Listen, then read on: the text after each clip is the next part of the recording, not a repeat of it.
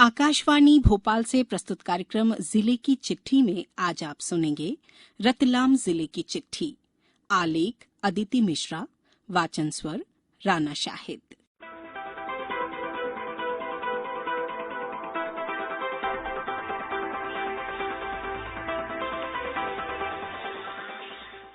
सावन का महीना शुरू हो गया है। बारिश की फुहारों से रतलाम जिला तरबतर हो गया है। अब तक जिले में करीब 9 इंच बारिश हुई है। शहरों में जलभराव भी नजर आ रहा है।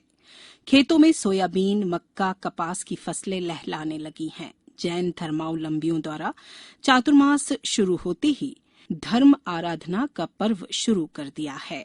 शहर सहित पिपलौदा, जावरा, आलोट, बड़ावदा, ताल में भी जैन उपाश्रयों, मंदिरों, स्थानकों में विराजित संत साध्वी भगवंतों की निश्रा में आने वाले 4 महीने तक प्रतिदिन प्रवचन होंगे।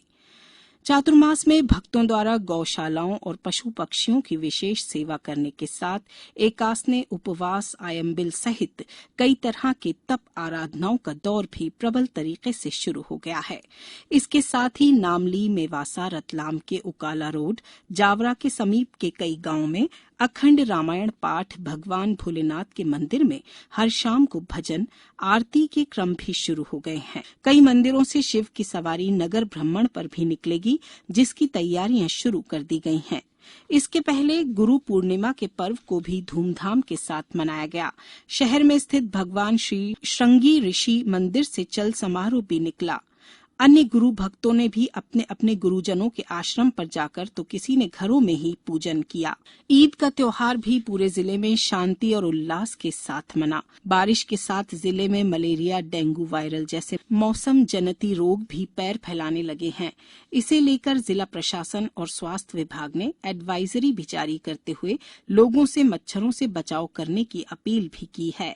इसके अलावा ग्रामीण अंचलों की डिस्पेंसरी में मलेरिया, डेंगू उपचार के लिए पर्याप्त मात्रा में दवाइयों का भंडारण और स्वास्थ्य कर्मियों को लक्षण पहचान कर जांच और उपचार करने की ट्रेनिंग भी दी जा रही है।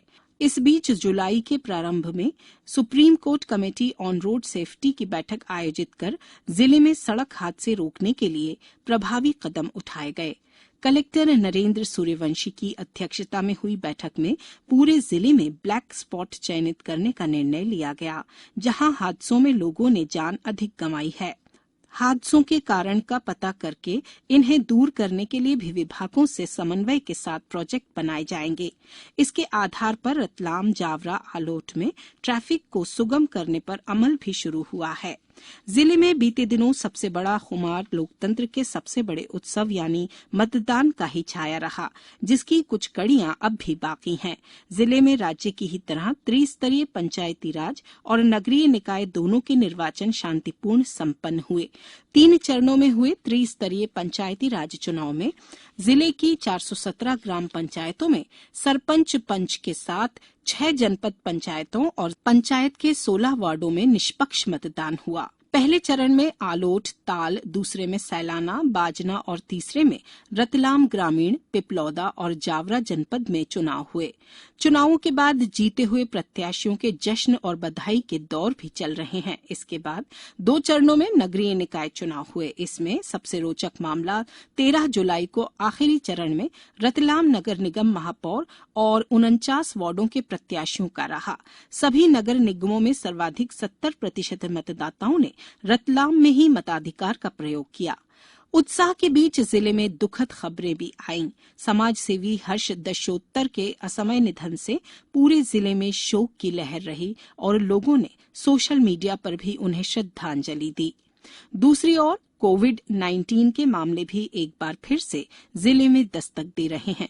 कोविड मरीज लगभग हर रोज सामने आने के बाद जिला प्रशासन ने एहतियात रखने की भी अपील की है। वर्तमान में एक्टिव केसों की संख्या भी 1 दर्जन पार हो गई है।